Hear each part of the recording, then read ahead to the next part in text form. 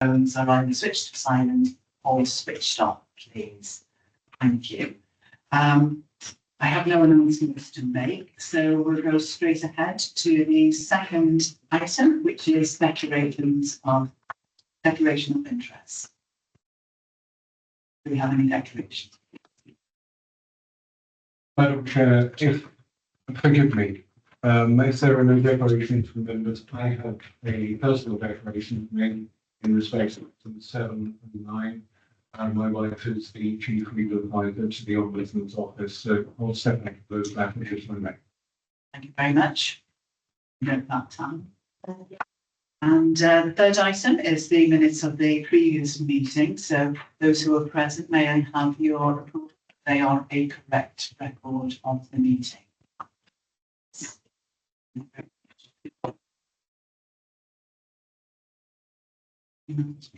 Nothing at all, Chair, that we won't be picking up from this not menu. Okay. So no matters arising from those minutes. And we'll go straight on to the next item, which is the our meeting with elected members. So first of all, thank you very much indeed for coming to the Standards Committee. It's good to see you, and I'm sure we'll have a fruitful discussion. As you know, the Standards Committee have a duty to uphold and ensure that the code of conduct is followed by members. But we have been engaging with leaders of political groups. I think it's the second year that we've done that training, and that's proved very fruitful and very positive. And it was good to have feedback from the leaders, because it's a requirement on them to ensure that within the group the code of conduct is upheld, and they have certain responsibilities to do that. So last year we invited members, backbench candidates, if I can call them that, and it was an excellent discussion that we had, very good feedback from it, and the Standards Committee. We also gained a lot from that interaction with members, so a really positive thing to do. So I thank you very much for coming here today, and yes, just to have an input from yourselves as to how you see things are going with regards to the code and other ethics and behavioural issues within the council.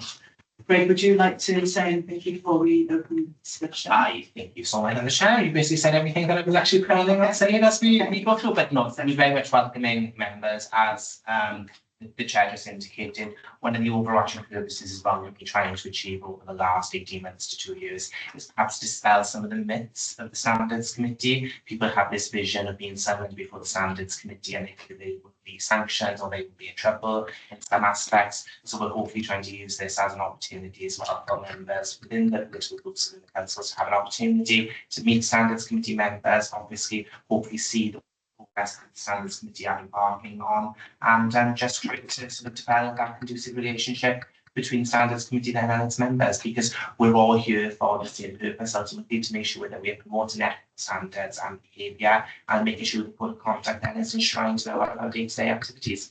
So, yes, thank you very much, Craig, and you're absolutely right. We're here to support members and to help you, and so your input is invaluable in identifying how.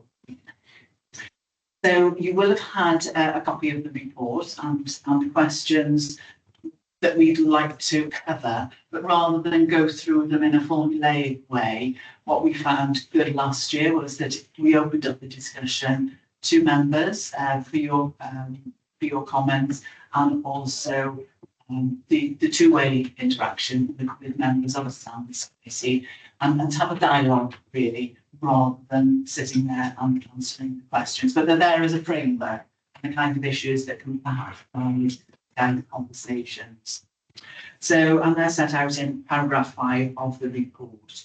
So it's over to you really. Perhaps first of all, talking about the code of conduct, how appropriate you believe it is, and how you ensure that the code of conduct is followed. But perhaps if there's any issues that you would like to start by raising in connection with. It's going to start. By all means, start. I just think I feel I'm quite new as a councillor. I've only only been here since February, so, and it's Gareth, so it's, sitting next to each other is quite appropriate, really. And maybe I can speak a little bit for Gareth. We both come from organisations in the past where codes of conduct and moral standards have got to be at the highest. Gareth in the fire brigade, myself in the police. And I haven't actually witnessed anything within the council outside of that since I've been here. I have, I think Craig will know this, I've had some problems, not problems, but a little issues outside of the county council, and that's with community councillors and how they behave towards other councillors, and maybe I don't know what kind of authority or power we have, maybe a little bit more training on those town and community councils would help us to integrate and to communicate with those people more. As far as personally, I sit on quite a few committees. I sit on the appeals panel, and I sat on the licensing committee. And one of the major things that I feel is important is specifically in those two different committees, you should be in attendance when you're up with those committees. I feel that specifically on those two committees, you're dealing with people's life directly. So on an appeals panel, you're dealing with their future employment. Maybe something's happened within the council and also in licensing, we're dealing with these people's livelihoods, and it will affect their whole life. I know I spoke to Craig about this, that the regulations at the moment say that we must offer hybrid meetings to everyone.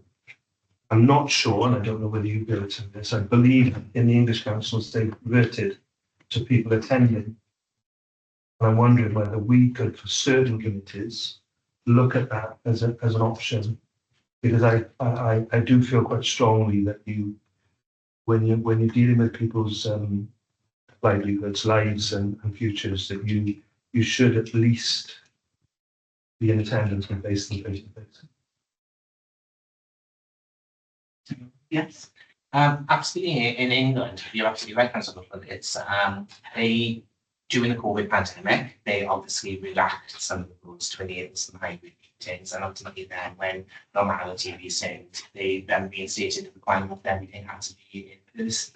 And there's a lot of debate and dispute over the authorities at the moment, some of which are desperate to go back to the way of hybrid working and to be able to have people ultimately in attendance. So there's a very mixed bag of the country in respect to arrangements. Wales was one of the first countries, obviously within the UK, that made the determination that they would insist on hybrid meetings as part of the legislation. Going back to the point then about whether we can overrule that or whether we can strive to bring everyone in. Unfortunately, the legislation does say that if a member wishes to attend hybridly, they can. So we can't overrule that legal requirement. However, what we can do is look to promote it in different ways ultimately. So I think it's going back to the concept ultimately of appeals and licensing and anything which has an impact on an individual. We can strongly encourage and strongly advise members that they should be in attendance, so we can try the best that we can. It's just legally we can't actually insist on that. Right? But I agree with you when I share your views that anything which is very person-centric, where somebody is going to be attended in before the standards committee, it is much easier for it to be done by those members of the room. So much more from that process than what a sort of an electronic and remote access ultimately can be. And whilst I can see a lot of advantages ultimately in hybrid meeting and ultimately the abilities for the ministry to sign in remotely, because sometimes when you look at a particular setting, it's not the most easy. Ultimately, that we should balance. So no, I do understand when I share your views, the individual matches. Certainly, and I'm glad that we could at least explore doing it. And I agree with what Craig says there. You can get so much better feel, and maybe it would make those committees actually perform better if you have that personal contact with somebody. You sit in front of them, you see their body language, you see their demeanour, you see how they behave in that situation. When you're remote, it's very difficult to, because those things up. Yeah. The people who are being called to those committees, do they have the option? They have the option as well if they Right, wish they to would attend. attend. Students. What we do tend to find in the majority of circumstances is members of the public who are participating in a meeting will usually attend that in person, but legally they would have the option of the attend or what we should wish to start.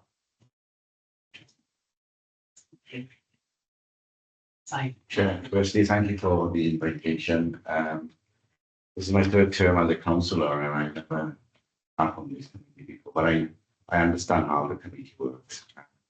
I do read the code of conduct every night before I go to.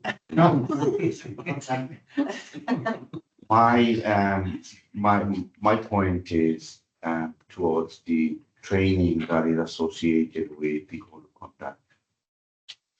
I just want to find out that when we take when we are appointed or elected as a councillor, I think our integrity is paramount to what we do. I think code of conduct is absolutely important in our responsibility. When councillors are invited to attend seminars associated with code of conduct, whether it's understanding women's rights, whether it's understanding racism or diversity, etc. Is there any way that we could make that compulsory for them to attend so they can understand the context of those training, how it can kind of not educate, but raise an awareness of language and some of their way of addressing issues out there when they deal with public, whether it's online or in public. I mean, I've attended many training that's been organized by the Democratic Services, but some of the training I've noticed or seminars I've noticed, there weren't many members willing to attend. I just wanted to ask if there any way that we could encourage or make it compulsory for members to attend those training that are associated with the code of conduct. So are these the training courses which are additional to, because we'll have to attend training on the code of conduct when councillors are elected. So are you talking about the additional training? Additional training. Which is optional. Optional, yes. Because they do give you that insight and that knowledge of the particular issue. And that's something that we would want to really encourage members to do, because it's good to have the training on the code, but of course there's more to it. Absolutely, yeah. It's what backs it up in terms of behaviours and how you deal with people, social media, all those kind of things, which the council have a good suite of training. So it's important that members do participate in that, because that's what the training is for, is to underpin the code of conduct with improved behaviours. Absolutely, and it will touch on the report actually you're going to be receiving later on in this committee today about the learning opportunities and issues of the Equality Act 2010 and what sort of support the authority ultimately provides. The fundamental answer to the question that you just mentioned, Councillor Harman, is that legally, again, we cannot insist ultimately on members undertaking this training or attending these seminars. What we try and do is actively promote, encourage, explain the benefit ultimately of what these opportunities will present itself. You may have heard me mention previously that when a member signs up to become a councillor, they have to sign a declaration of office with their chief executive. And before they can actually take on the realm of councillor and they will be able to vote in any matters and effectively able to use the term councillor, they have to give a declaration that they will comply with their members' code of conduct. So from word go, that is something that all members actually have to undertake. What we do then is obviously provide a session where I talk to the members what that code of conduct ultimately be. We do various refresher sessions ultimately to the members' term, and remember so and says and training you both in some of the elements that come forward. But legally, we can't actually insist on it. What it's then is the services that I provide have an opportunity to come with it and to help you to comply with the code of conduct, because at that point you've already signed up to say that you will be complying with it. So all of these different obligations are ultimately there that as a member you have to undertake in the way in which you engage, the way in which you perform your activities ultimately in the community. What our role is ultimately is to put all of these different opportunities in place to give you the skill set and knowledge as to how you then implement that day-to-day basis, which is why we actually try to actively encourage members. It's in your interest ultimately to attend these so you understand these issues that come forward. Because one of the things ultimately, if a member was brought before a standards committee because they had failed to comply with certain elements, they would ask is, did you attend training? Did you take advantage of those opportunities? And if the answer is no, that may actually factor in then to the sanction, which standards committee members may ultimately apply because they're recognising that you have been afforded all of these opportunities to understand these issues, but you were actively choosing not to. So the stance that we try to take from the democratic services and member perspective is to actively encourage and realise it's in your interest ultimately for you to go through these opportunities and attend these seminars, because this was the previous issues ultimately as well. So as well as the positive elements, the most important these opportunities can bring, and you can understand how to engage with your communities better. Both this incentive perspective, it's actually in your interest. And perhaps, Craig, this is something you could take up with the political group leaders, because they have a responsibility to ensure that members within their groups adhere to the code and attend training. So that kind of meaningful encouragement and pointing out, well, yeah, these courses are here for members' benefits, would be something that perhaps they could do. So we could take that up perhaps with leaders, because it's about creating a culture, I believe, within the members, some peer pressure from others who attend these, and that sort of demonstration, personal demonstration, that others are attending these, but also that responsibility of the leaders to uphold, to ensure that the code of conduct is being held by members, and to mitigate the risks of things going wrong. That's what training is all about, isn't it? It's about reducing that risk, about mitigating the risks of members perhaps inadvertently making mistakes or not going about things in the right way. But it's up to members as well to take on that personal responsibility to take advantage of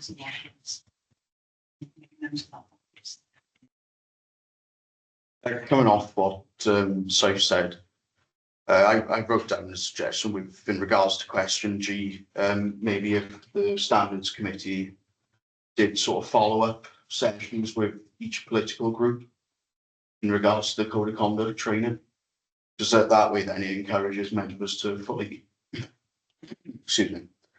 take on board what is learned in the code of conduct sessions.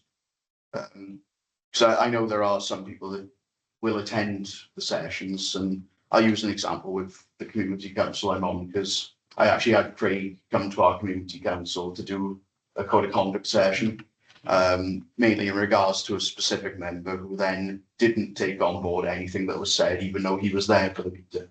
So I think it's worth having maybe the standards committee do follow-up sessions with the different political groups or individuals, because then it encourages people to actually learn the code of conduct and keep it in mind, rather than when we just attend the training, we don't necessarily then think about the code of conduct afterwards, maybe.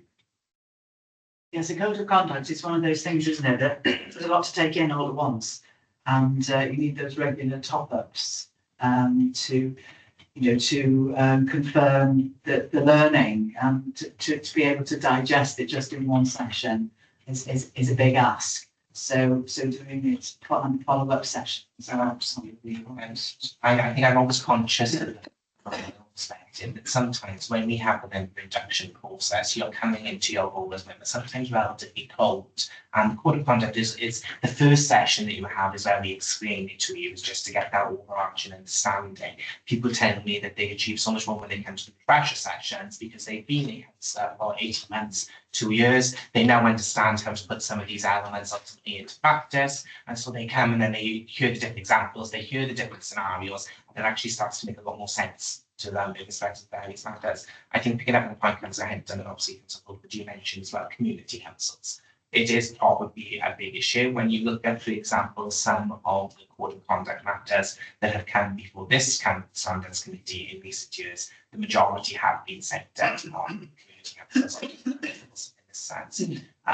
As Councillor Henton mentioned, we do offer training. We do offer an opportunity where I will come out to speak to individual community or town councils, and I will prepare a code of conduct session, ultimately in various different guiles as to what's needed specifically within that group. But I will usually liaise with the clerk at that point to try and understand what are their specific concerns, so I can try and tailor the training and opportunities then surrounding that. Some town and community councils are very interested ultimately in taking it up, others don't. They prefer to use maybe some of the that are made for organisations such as One Voice Wheels and some of the sources that are potentially there, but that offer is ultimately afforded to all town and community councils which attend whatever the arrangements ultimately are. What we're also trying to encourage is that members of our standards committee will observe some town and community councils. So we provide some dates ultimately for members. They will then give the card and they will turn up then just to sit in either in the public gallery or in the virtual public gallery and just observe these matters, so they can see then how those codes of conduct matters are embedded in day-to-day operations, and then it's all for us, which then comes back before the standards committee and you have a discussion then about any particular aspects. But a few items on today's agenda, we'll be talking about a town and community council relationship as well, and what more we can look at there.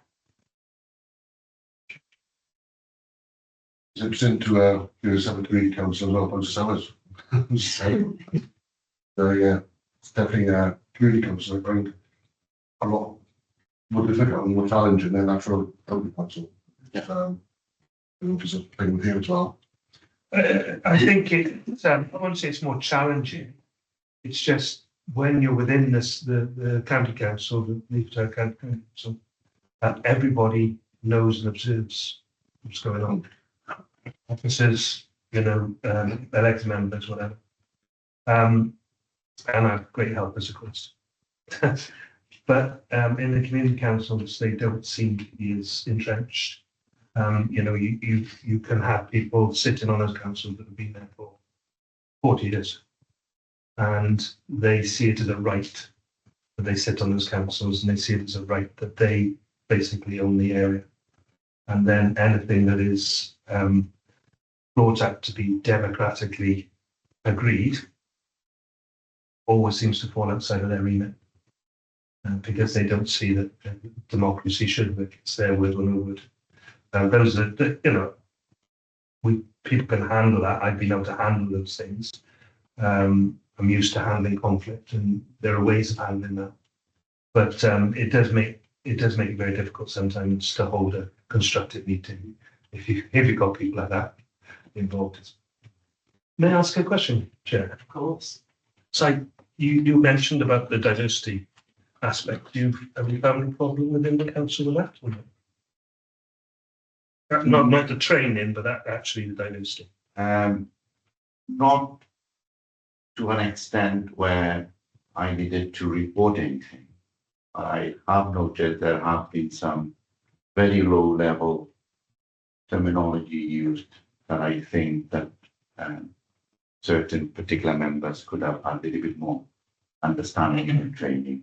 That's the reason why I said the code of conduct is there, but there are other training or seminars or session, like you said, Chair, that contribute to you understanding how to conduct yourself in the best appropriate manner. So to answer your question, like that, not to an extent where I have to report it. So I was just wondering there, is in your reply, those low level things, often things start at a low level, don't they? And if they're not tackled, addressed and pointed out to the people who set those low level things, it continues, doesn't it? I just wonder whether, or perhaps you have done, sort of mentioned it to Craig, and perhaps they could be incorporated in an anonymised way. These are kinds of low level stuff which actually is still not acceptable. So to nip it in the bud really before, and really to educate people, because perhaps they may not realise that actually things do start off small and then you just become used to them and then it just gradually builds. So perhaps, could you have a conversation with them, just to say, well, these are the kind of things. Very pleasantly, I'm sure. Absolutely, yeah. Can I ask a question, Chair? When a member is asked to present themselves to this committee, something they've done wrong or something they didn't quite do right, do they tend to challenge the code of conduct?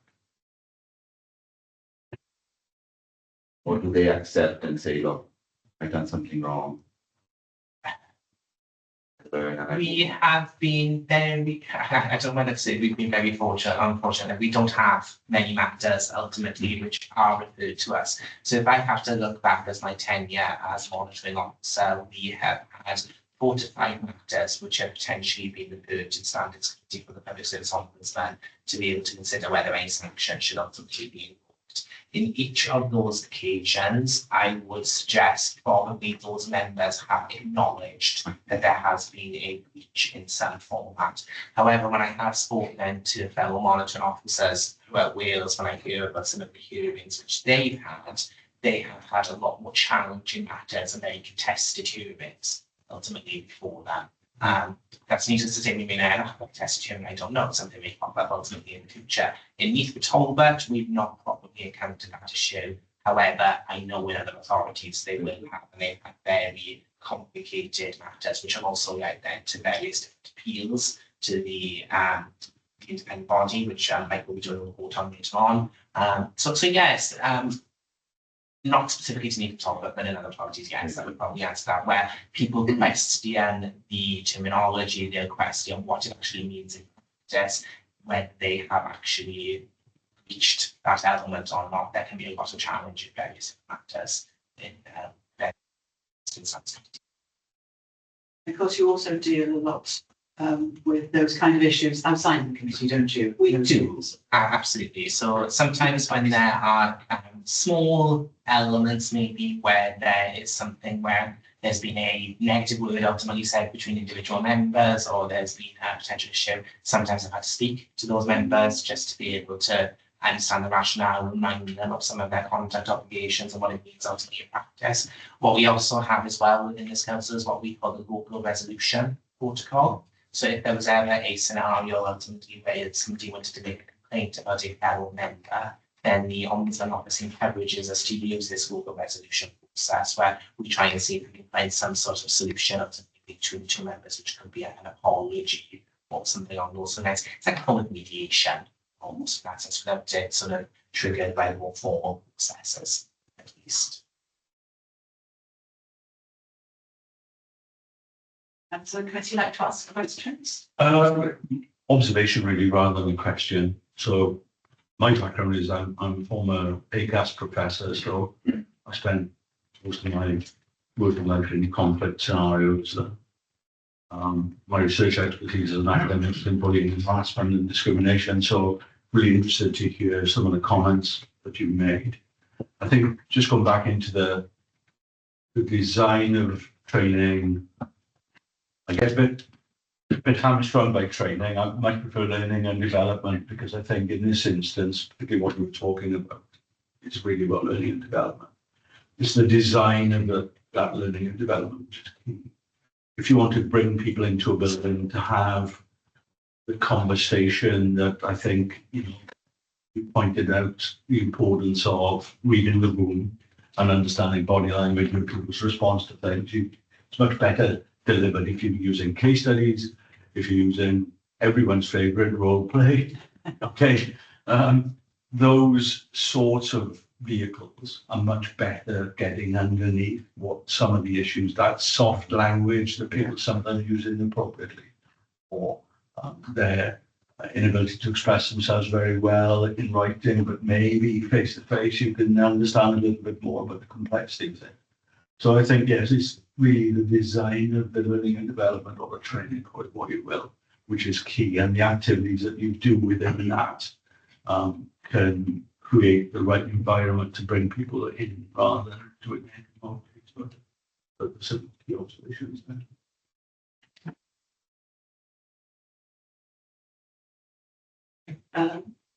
Wait. Yeah. Just picking up on what Councillor Wolford said, I totally agree. I think you took my place, Bob, on licensing. Some of the issues we were dealing with at the time, and I'm sure you still are face-to-face issues that I feel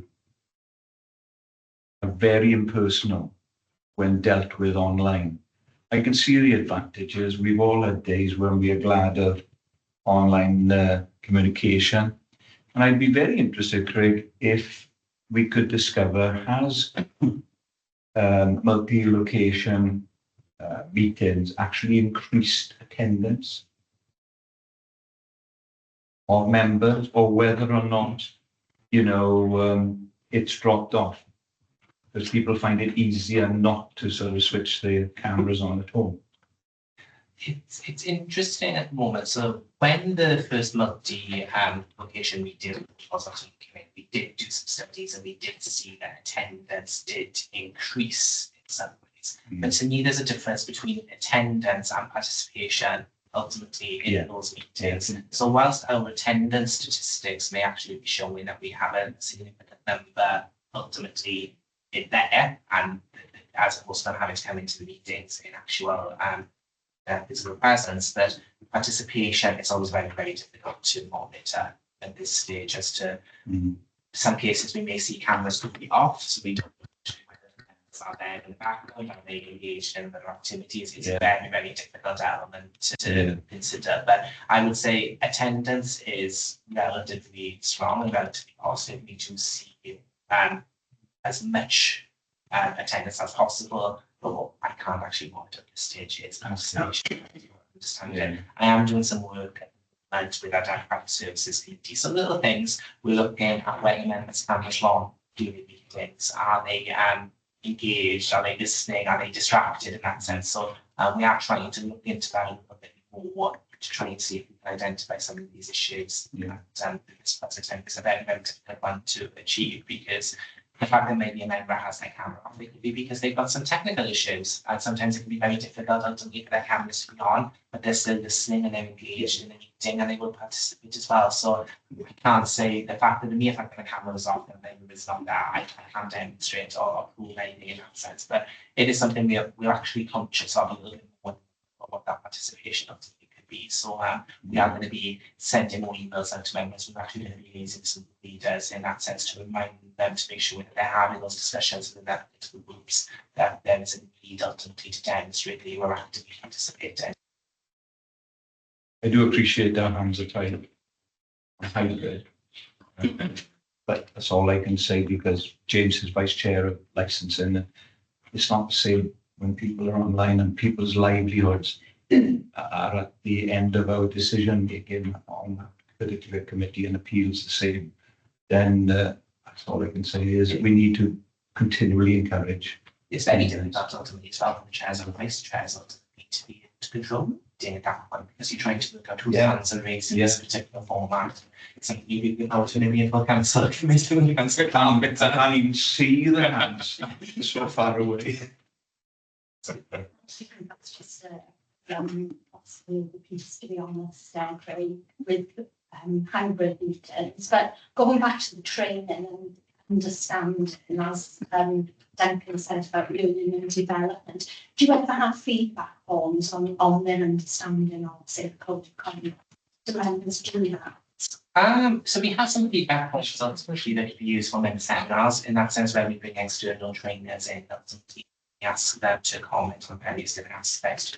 So we're also in the process as well of doing what we call the annual member survey, where we will go out to members and we'll ask them various different questions about their role with councillors, whether they understand individual aspects and what their responsibilities are. And we also ask them to comment on where they perhaps have had some difficulties and what they would like to further learn as well, and opportunities on what further seminars can be provided to address these. And we actually do these on an individual basis with democratic services officers, because we're conscious that a one-to-one conversation with a member might reveal more information, so we can develop a more comprehensive training protocol. Whereas if somebody was just asked to say something in a general meeting about what their concerns are, they may not be so keen ultimately to speak out on those issues. So we do try to get that level of understanding in different matters. The refresher sessions are obviously a good way ultimately to be able to have some of those discussions, and also as well for ones like this. So we are now trying to encapsulate in as many different ways as we can.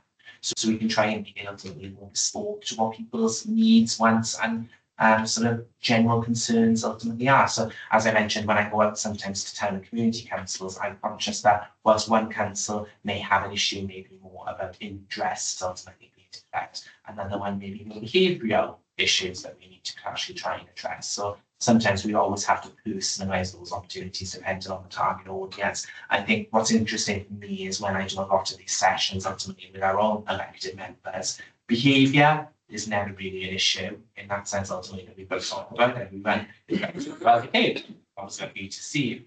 I think the issues that often crop up with myself are things more like about interest, predetermination, bias, and some of those matters in decision making, which we do spend a lot of time having those discussions on. So yeah, different audiences, different requirements of what they understand. But fortunately, one of the good things is I always encourage members is where they are not sure, they just need to come to me and ask ultimately these issues. And we do try to promote that the best as we can, that we can do so much more in sort of active engagement before they get themselves into that stage, as opposed to them finding themselves as people yourselves almost. So we try to target it, but yeah, feedback is very important to us and to it as many. Just when I listen to the debate, so I think quite often, forgive me wearing my academic hat, training isn't set out properly because it doesn't set out what the learning outcomes are to be achieved. Because if you set out clear learning outcomes, then you deliver the training, you can then evaluate at the end with the participants whether those learning outcomes are being achieved. You can test for that. Quite often they're a bit too loose. So I think setting out clear agenda of learning outcomes. You talked earlier, Craig, about the Equality Act. The Equality Act being in place now a long time. So it's incumbent on any organisation, regardless of size. In the old pre-legislation, which predated the Equality Act, for example, small organisations of less than 5 employees didn't need to comply. Now, if you've got a single employee, you now need to comply. So there are simple matrix you can put together of the learning outcomes to be achieved. What's the training session about, and then evaluating those learning outcomes. So I think I would encourage anyone who's either commissioning training or delivering it to think about learning outcomes much more progressively than perhaps have been in the past. Happy to have an involvement in that kind of support. I'm curious, obviously, with four members that will just picking up that issue of feedback. I mean, just from my own perspective, how have you found the code of conduct training? How have you found all those different opportunities, pressure sessions? Did they tick the boxes to what you needed and what you understood and what you've taken away from it? If you'd like to see things in a slightly different way, I'd be always very interested to hear that level of feedback. I thought your training was very good, Josh. Obviously, just about the next, yeah. Obviously, that'd be a little bit of do that the way going, but really moving it one-on-one and when he's explained everything. And that's why that in community council as well, and getting them to be kind of it. But no, your training was very good. And I say I'm not refreshing yet, because we haven't been long enough. No, I thought the training was delivered well. It's easily delivered because it's on a personal level. Certainly, it probably helped having someone else there, so 2 of us, and maybe a larger group would be more helpful because in this environment, you've got 4 of us here that have different views, obviously, but our debate will help each other. I can learn things from everybody around me. So I think larger groups would be good as well. I know that we had our induction because it just happened that we were elected at the same time, and that's fine. That's great, but certainly the refresher sessions as well. If you get a cross section of political views and you get a cross section of people, then you're gonna get better feedback, I think. Yeah. And so I obviously you've been to now as a councillor and years. I mean, that's probably the longest survey council in this meeting today. How have you found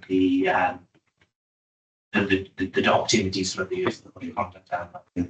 I think it's it's absolutely fine, and I think the refresher to really help us, because sometimes we get drawn into our responsibilities at the council and we forget our code of conduct responsibility. So I think refreshers are good, but I think one thing I would suggest is I know it's our obligation to attend training, and I think a lot of people do. So they can just tick box and say I've attended and that's it. I don't know whether you could look at possibly making those training a bit more interactive.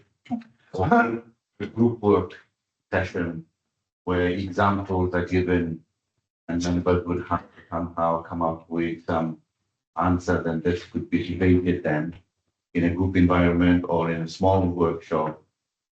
So we learn from each other rather than just sitting there and taking it all in. That's my opinion. No, absolutely fine. I'm going to have to learn how to create those weekend rooms now. While I see something to be able to establish this. So technologically, we may have some hurdles we need to overcome. But no, absolutely, I think that is important. It's actually sharing the knowledge ultimately what exists. And I think one of the elements that I'm very conscious of is that all of you experience different aspects of code of conduct dependent on scenarios that you're finding in these areas. We can find a way to try and share those experiences. Members can see actually, oh, it's not just me who wants to deal with these issues. I get different issues within my ward as well. So absolutely, I'm trying to take that on board, make it a little bit more. One of the things, I just come onto it and get your views on it. One of the things that the Standards Committee has done during this past year was to produce a toolkit for using social media.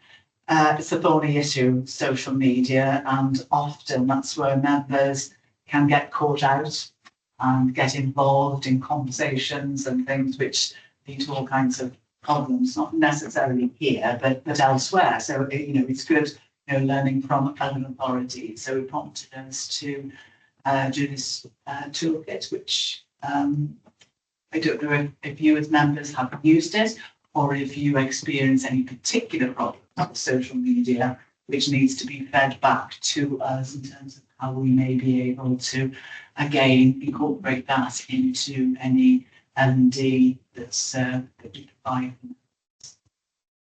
any issues. The biggest issues are social media.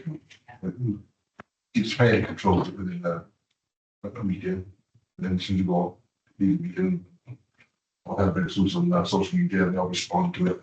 I think that's the challenge, really. Training we need is on that aspect of everything else. Again, go back, like really concerns, especially there. It's difficult. It really is. We haven't had that kind of thing, almost haven't. The previous jobs we were usually, especially newly elected councillors, it's challenged. Social media, especially, is a problem.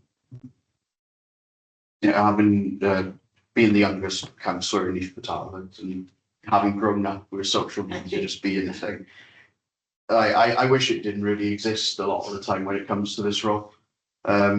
It's the main reason I have to have Facebook still is because of this role now. The world has moved to where you can't really be an elected official now without a presence online. Like, people don't report things to councillors directly. They won't report to the council. And when there is something, they decide they want to debate it online. And the only thing we can do really is stick to the points in the code of conduct where you have to remain civil and act appropriately. But other than that, there's no controls whatsoever. You've got to try and steer it as civilly as you can. But at the end of it, you can't control what people say and how they act with things, which does make it very hard. But I think largely really with like Craig's code of conduct training, it was partly the main reason I wanted in the community council meeting was because the particular individual on the community council, it's stuff that individual posts online tends to be the biggest issue. And to be fair, Craig, he gives a good description of what you should post, what you should avoid, and all that. But it comes down to whether they take it on board. Like us at county borough level, we will take it on board because essentially at county borough, we sort of act like mini parliaments almost. And, you know, we stick to the standards that they have, but community councils, they're getting more and more power on things. You know, there's a lot more controls on what community councils do, but there's not in the aspect of being community councillors almost. The attitudes are still just, oh, these are random individuals in the community, and they don't act as if they've got an elected position where they, you know, they should be ambassadors in the local area. And that's where it becomes a problem, and they don't take on board what they should and shouldn't do. And it becomes a particular problem when they start saying, you know, colleagues that you work with at other levels, you know, they might say that they're corrupt. And, you know, if I said that at this level, I would have thought that I might be brought in front of this commission, for example. But when I've had the issues where it's happened at community council level, the ombudsman's not interested at all with that, even though I would have thought that could bring the council into disrepute, having members saying things like that. So I think actually another thing that we could do with is if the standards committee can get from the ombudsman as a sort of list of what is a do and don't on their side of things. Because from our perspective with the code of conduct, our do's and don'ts, they don't seem to fully line up necessarily with things the ombudsman is okay with and not okay with. Because a lot, as I say, stuff I thought wouldn't be okay for us. Once it's then gone to the ombudsman said, that's nothing that we're interested in investigating. You know, that's the end of, you know. It's that age of debate, and it happens quite a lot, does maybe with a lot of the monitoring officer ones that I sit on as well, in that sometimes there will be complaints ultimately which individual members or members of the community make to the ombudsman, and then they come back and they're not disappointed. Obviously, that's the process that it takes. And it's one thing that we try to include in the refresher events, and we've got some reports ultimately to the standards committee as well. So the process that the Ombudsman Office takes when they are determining whether to take it forward is they've got a two-stage test. It's the evidential test and the interest test. So the evidential element is they look to see ultimately is there evidence to show that there's been a breach of court. And as part of that, they will analyse ultimately a number of competing factors. So, for example, was something stated, did that person's human rights and free speech obviously give them an opportunity to make such a comment? Ultimately, they have to determine then when actually can we demonstrate that that specific element of what has been breached. But secondly, then what they'll do is they will look at what's called an interest test, determining whether it's something that they need to take forward. And that's also a very difficult test ultimately to satisfy, because it will be a different view dependent on the individual ultimately who's to be considering it and the person that was making things as well. But what they've also got to try and balance is the involvement of events ultimately that they are receiving. So, for example, we have 19 10 community councils in the Neath and Talbot area. One or two of these issues, obviously, that tend to pop up. Marvinshire, for example, I believe have 16. Swansea have over 20. So there's various and so many of these organisations. And if they were going to look to investigate each individual single element, they would be swamped up to read the numbers that come forward. So they're looking for the more serious examples of breaches in these settings. So they can actually consider them, well, yes, an investigation now does need to be carried out. What they're also doing as well is obviously looking at the service complaints that are coming forward from the general public, the health related complaints ultimately coming through. So they are prioritising what they learn are more significant breaches. So and it's always a very difficult one to ask, because I can look at something and say, well, actually, this is very important to me. This is clearly a public interest, because I can see the impact ultimately it's having on the community. But then somebody else will look at it, well, actually, I've got to balance it against the existing 25 other complaints which are ultimately coming forward at the same time as well. So it's a tough one, and there is no clear-cut answer as to what could or could not be investigated by them. It will always come down to the individual circumstances ultimately involved. And so we do try to cover off some of those basic elements so people have the understanding as to what that means. But you will never get to this and say, this is an example of it, this is not an example of it, because you just got to look at the entire circumstances. I think this standards committee, the council, the influence over community councils is perhaps somewhat more limited than what we can do within the council. I do think it's important that within the council, with the code of conduct, the learning development, training, and everything, and the advice from officers, it's important for the council to act and behave, and councillors to act and behave appropriately. What goes on out there is sometimes frustrating, makes us cross, makes us angry. But sometimes there's not a lot we can do within the council. I think it's so important that we do create that culture and we demonstrate what actually is good behaviour and what is good practice in terms of adhering to the code, working by the code, supporting you in the code, and giving that example to the community. Because this is how a well-run council operates. I think that's always forefront in our minds, and we do as much as we can to work with the community councils. We've got a report on the agenda to further that relationship and that communication dialogue with the community councils. We certainly do as much as we can to do that, and through our observations. Our main sphere of influence, I think, is within the council, and it is about you as councillors, generating that good behaviour, which you do, and challenging anything that you are able to within the parameters of your roles and responsibilities, both within the council and external to the council as well. Conscious that nobody on a screen has asked questions, so I just bring you in to see if there's anything that you would like to ask, make an observation. Caroline, I think you had your hand up there. Thank you, Chair. Yeah, all important points, and I think we've discussed a lot of them in the committee itself. I as an ex-chair of the Community Council in Blaengraw, I mean, I think it's difficult to get members to attend courses. It's time, it's a lot of things, but I think you have to get over to councillors that whatever they put into print, whether it's on Facebook, WhatsApp, or anything, they can be sued for slander, for libel, if it's a criminal offence. They are not covered by the council's protection, and if you like. Whereas if you are doing something in your role as a councillor, very often you are protected.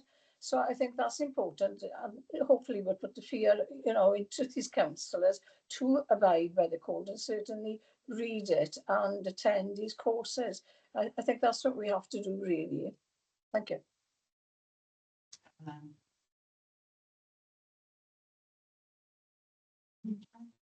Oh, Tom, yes, sorry. Hi, morning. Yeah, basically, I agree with everything that's been said so far, especially Councillor Wolford, and the face-to-face meetings are a big plus, to be perfectly honest. As he rightly pointed out, you can judge people more by their demeanour and body language when you've got them sitting in front of you. And again, I agree with Caroline insofar as the social media aspect is concerned. It's very much an individual responsibility, and I think the council or the standards committee have done as much as they can to highlight the pitfalls of social media, and the councillors, county councillors, borough councillors need to take it far more as a single responsibility for them. Thank you, Tom. Any other questions? Yeah, Wayne. Just one of the things that have come through in our discussions as a standards committee is that the code of conduct doesn't simply apply to when we're in meetings or whether we are on council duty. It's 24/7. And I think we've got to remember that. One of the things that sort of saddened me as a new councillor over 2 years ago now was the fact that once the camera went off on our meetings, sometimes there was a lot of very vocal verbal abuse between members, and it wasn't becoming, and it wasn't respectful for one another. And I think we all need to be reminded that we are responsible for a code of conduct, not just for that time when we're in a meeting where there's a camera in, but 24/7, and our lifestyle has got to back it up. So, good point, Wayne. Yes, when you become elected, Yeah. it isn't just limited, it is Yeah. all the time, isn't it? And Yeah. conduct of behaviour, in a social setting, Yeah. where it's nothing to do with the council, but nevertheless, councillors still have to remember that they've been elected by the public. They are adhering to the Nolan principles. Yeah. And that has to underpin whatever they do. Yeah. Whether they're doing council business or You're not. never off duty in that sense. Indeed, it's a big responsibility Yeah. for people who Yeah. hold public office to come into that, and you have to be mindful of that. But that goes with the role, responsibilities, goes with the jobs. Yes. But certainly, on what Wayne was saying there, probably one of my best forums is the local pub. Because I live in a village. Yes. I'm not in there all the time. However, I'd like to go down on a Saturday, maybe watch a bit of football, and you get to speak to all the characters. You get to speak to a lot of the village. When I look, I think I had 400 and something votes. The pub's probably got 60 people in it. So you're talking over 10% or maybe 15% of your electorate is sitting in the pub. And yes, you must be very careful. But as Wayne said, you've got to think of that code of conduct all the time when you're there. Conversations you get. I was fortunate this Saturday, I went in and our local MP was sitting there as well. So he obviously sees it as good for him as well. Our new MP from Brecon Radman. So yeah, but I agree with what Wayne's saying, but be so careful. Yeah. And those kind of social settings, they're very good, because that's where you pick up the tenor of the community and what is important and what's bothering them. But it does have its drawbacks in that things like predetermination. If somebody mentions something, you've had a conversation with them, maybe pass comment, and somebody has perhaps recorded it, because mobile phones, people recording, surreptitious, stay on there. You just got to be so careful. And a bit of a minefield, really, isn't it, to navigate through. Certainly found since I've been a councillor that communication is key. We were talking about social media. Social media is one of the main lines of communication we have now. However, I've learned, probably from before as well, from my previous profession, if you just state facts, and if you keep to facts and leave opinions out of it, it actually diffuses a lot of things.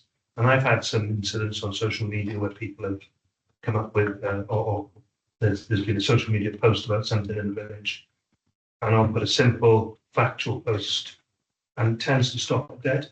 Yeah, because people don't have answers for it. As long as you're quoting facts and you're quoting the truth, then people don't have answers for that, and it stops it dead. It stops it. The continued flow of that thread. That's a good motto, facts, not opinions. Yes. Yeah. I think we're facing a tsunami of social media change, given Meta and other providers' decisions to roll back on equality, diversity and inclusion. They've all announced relatively recently in the course of the last week that they're pulling back from EDI, and they are pulling back from fact checking.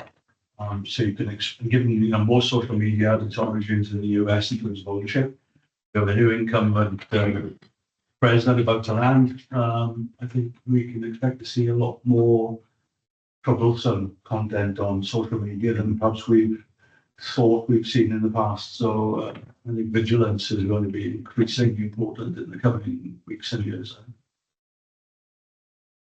It's bound to filter through, isn't it, to a more micro level within our own community. Yeah, as an example, Elon Musk's management, we all heard about him recently in terms of UK politics, but Elon Musk's approach to the management of Twitter has seen a flood of people run to Blue Sky Social, which is a new social media platform, picking up 1 million new registered users every week. How long before that then gets infiltrated and so on with alternative views that are maybe not factually accurate? But I think it's a very difficult environment, social media. I think we all empathise hugely with what we have to confront. But it's, I'll put it back in Pandora's box, but of course that's not possible. It's here to stay, unfortunately. But, we have to learn to navigate it, I think. Is there anything else that you would like to say? No, I'm fine, thank you. Okay. Yeah. Thank you for the opportunity. Just one Well, thing, I just, yeah. I now need to go to the pub more often. Just Well, as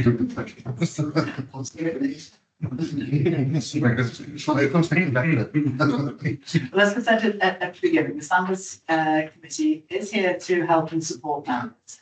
So if there is anything that subsequently think of that you think the Standards Committee could usefully do for members, do please let Craig know. It's been a really, really useful discussion that we've had with you. So thank you very much. Lots of really good points have come out. I know Craig has been taking notes of that and will be following them up. So thank you very much indeed for your time. Really appreciate you coming. And thanks for your contributions and for your openness in sharing things with us. So thank you very much indeed. Thank you very much, Chair. Thank you. Thank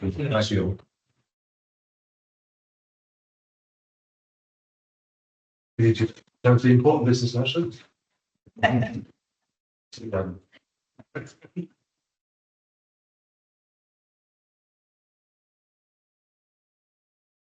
guys. Thanks. Yeah. Very nice.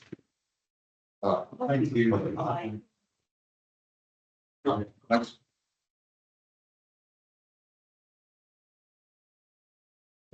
Well, I think that was very good. It's very good to have members come in and also a range of members, newly elected, longer serving, age range and everything. So. And we'll build this now into your forward work program session. So we have one of these meetings at least every cycle, full time that we do perhaps. So I will try to get different members in at different stages of their sort of member journey as well. To see what they can. Indeed, I'm sure that will generate even more contributions, useful contributions. Very much. Yeah, look, just a point. It was not appropriate to raise it there, but I understand completely when you have a community that meets in the pub. If you're a Muslim, don't go to the pub. It's not appropriate for you to be in a pub. It's against everything that you hold dear in terms of your religion. So it's in that training environment where you can navigate that and say, okay, do you understand the implications of this environment on others who can't be part of that community? And there are ways to navigate that and to understand. I'm sure the Council of Concern meets in other forums as well. But understanding the dynamics of an environment where alcohol is served and the impact on others who don't consume alcohol along with this, I think would be important. And even terminology and language. It's so easy to fall wrong side of the equality act. So that I'm really pleased to see that piece of work again coming up in the agenda later on. These are all parts of that negotiated landscape. Actually, that would have been a really good question to have put to the members because we had signed there. It's really. Yeah, I didn't want to open a can of worms, really. It's one of those difficult ones. Look, I work in Dubai, okay? And there are some countries who will be in an environment where alcohol is served and not be worried by it. Others where it's completely taboo.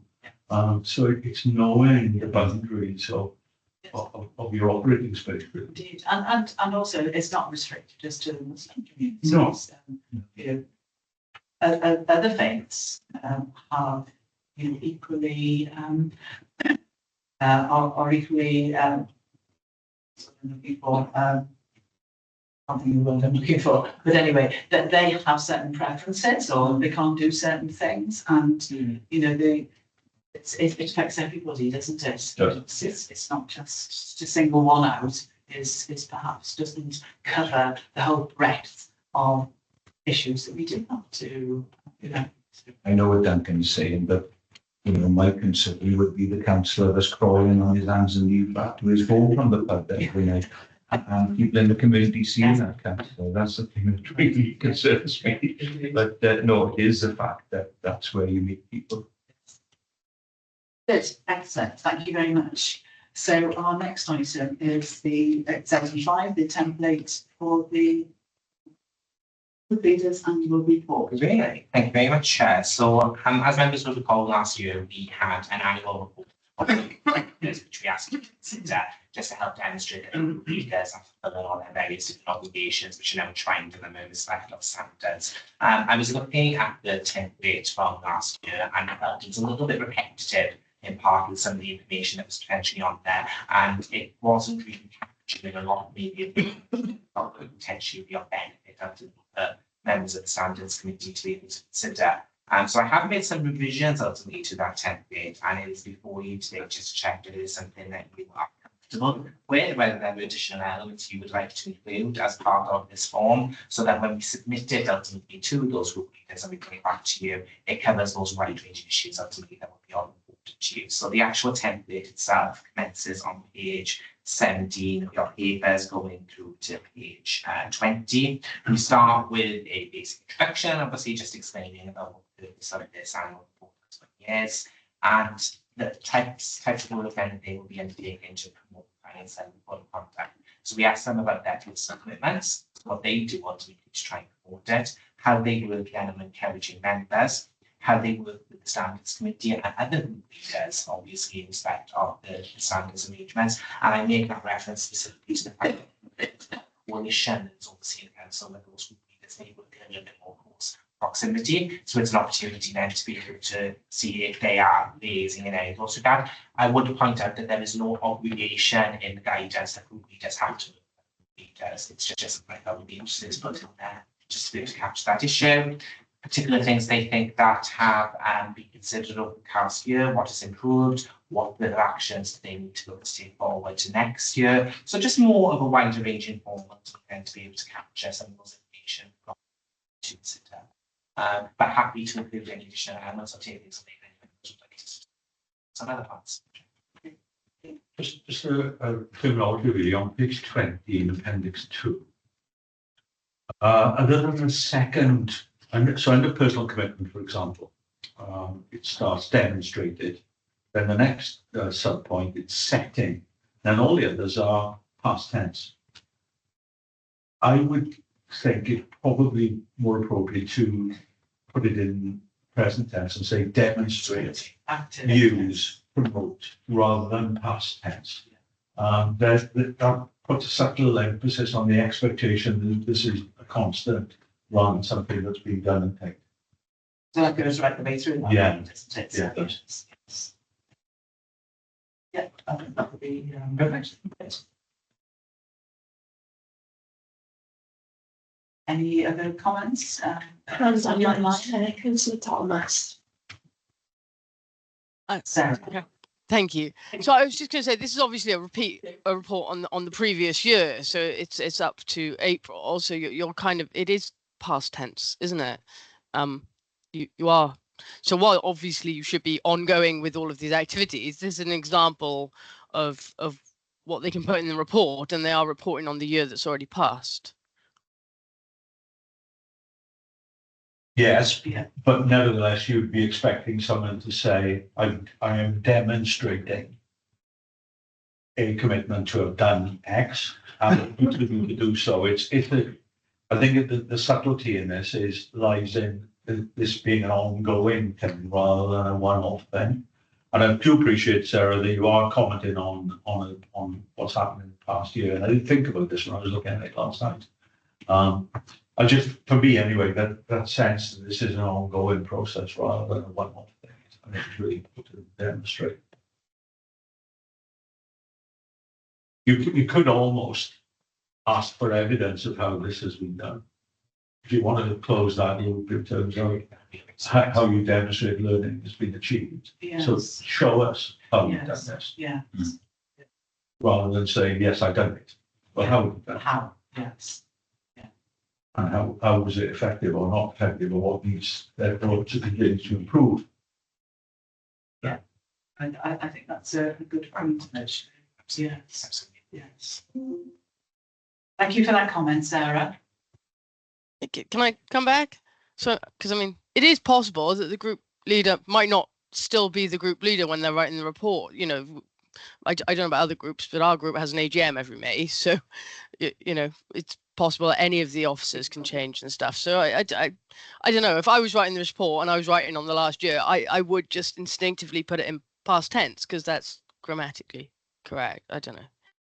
I think the report, yeah, certainly would be in the past, but I think the appendix, taking Duncan's point, it's that's underpinning the ongoing commitment that leaders have, and it's through this. So it's making it more active rather than passive, because the appendix is always going to be there. Whether, you know, irrespective of the report, it'll be there next year and the year after. So it's guiding them going forward as much as what's gone on in the past. It could be a subtle phrase, couldn't it? How have you demonstrated, or how will you demonstrate? You know, it's the phrasing. I'm looking at evidence for that having been achieved. I'm going to give an example, okay? So, looking at some work recently, the learning outcome attached to students was discussed, but the assessment vehicle was multiple choice question. You can never achieve discuss through a multiple choice question. Did you take my point? So it's looking at the evidence base that meets what you're trying to achieve.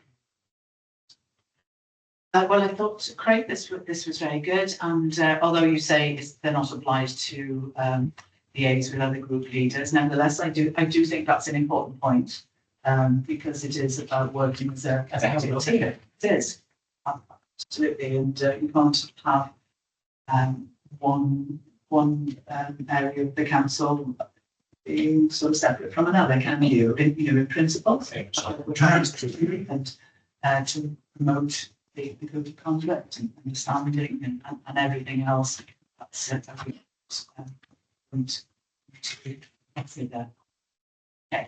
So do we agree the revised 1410? Good, thank you very much. Next item is the relationship between the Standards Committee and Governance and Audit Committee. So this is slightly simple, slightly different chat that I'm very influenced ultimately to bring forward. One of the things we've been doing some work on is some synergies in respect of the way in which different sections of the council ultimately work, and where we can share best practice and make sure that people are working to further a particular aim or a particular process. And it got me thinking about the relationship between Standards Committee and Governance and Audit Committee, as although they do have specific functions enshrined to them ultimately in law, ultimately they all go to the same issue of making sure there's good governance, there's good systems of control ultimately within the council. So as governance and audit will focus on the council's performance, monitoring on the council's finances, here we are looking at ethical behaviours, and so there's a lot of synergy ultimately that exists between the two. So it's looking to see, could there be ways ultimately in which we could explore that relationship and maybe work together on some joint projects or some joint work over the course of the next year. So I have a report now which is before you today, and I'm going to say a very similar one now to our Governance and Audit Committee as well, recognising that there are a lot of similarities that exist in respect of accountability, training and development, learning and development, governance statements, and also as well we're in a unique position in that we have a maker of laypersons appointed to Standards Committee. We also have 4 laypersons appointed to our Governance and Audit Committee as well. So the plan ultimately, what we thought is we could find this way to try and get a little bit of synergy further, continue to work in different ways, find more specific projects, and perhaps look at some sort of shared opportunities for learning and development, how we can get some cross-committee representation in different ways, some work plans where if something is being considered by Governance and Audit Committee, it could also be considered by the Standards Committee, because there could be that interlink ultimately between the two. So the report ultimately for you is predominantly for information purposes, but what we're actually going to try and achieve now of the next year is to have some regular liaison meetings, so some annual meetings between the chairs of both committees. So the chair, obviously, we speak to this, and our chair of Governance and Audit Committee is Joanna Jenkins, who will probably be known to a lot of members in different connotations as well. We would look to try and make sure a collaboration protocol is set up, because what I'm conscious of is I don't want to teach ultimately committee committee stepping on the toes of other committees, because primacy in certain matters ultimately has to remain within this particular group. So, the audit manager and I will work to come up with something where we can have that shared understanding and recognising the role that each one has. And obviously there's some joint learning and development opportunities at the same time as well. So predominantly before you put information, and so nothing really ultimately to consider, but what I think I'll say is perhaps an endorsement that that's a line of travel you become to support. Yes, Yeah, evidently sensible. yes, and thank you, Craig. I thought your report set out very well indeed the similarities and the differences, and of course they are two sort of quite they are different committees, standards and audit and governance to the other committees, as you rightly say, there's lay members on, but it's their function and what they do is really important to the council. So I thought it was illuminating, the report for members to see those differences and similarities, and I think what you're suggesting is an excellent way forward. So are you happy to endorse the report? Yeah. Online. Yeah. Okay. Good. Thank you very much, Craig. And so we look forward to you taking that forward and as being having that liaison with the authorities. Yeah, the date and due course, then that's to do that. Super. Thank you very much. Perhaps, Madam Chair, with your leave, I'll step Indeed. up briefly. Yes, please. Thank you very much. Thank you.